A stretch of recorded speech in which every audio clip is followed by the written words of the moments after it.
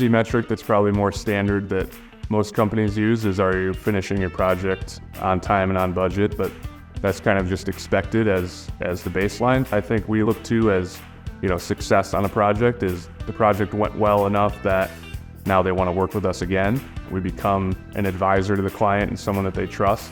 As a superintendent, our role is to figure out how long it's going to take, how we're going to sequence the work, and who we have to hire to do that work. And then once we get into the field, to coordinate those trades and make sure that they're not just doing what's best for them individually, but what is best for the job overall. On a daily basis, I'm out on the job site making sure that every trade who is there is doing the work that they're supposed to, when they're supposed to, and where they're supposed to.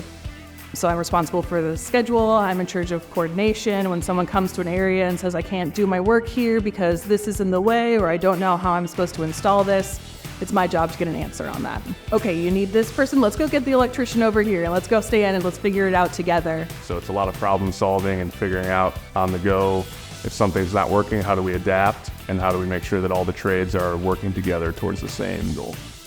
There are things that come up that we just can't account for. So you have to be able, when you need to dive down, to see the details, to recognize what it is that needs to be, and then to quickly back out and keep your head on a pivot and scan and see what the next thing is that needs you to zoom into it.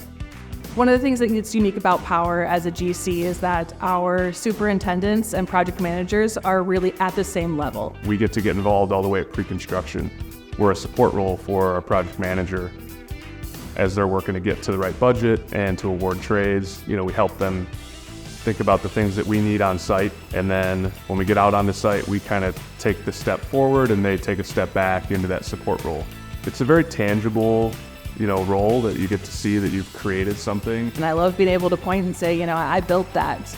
I think that being on the kind of projects that can change a skyline or impact people's lives is something that was important to me.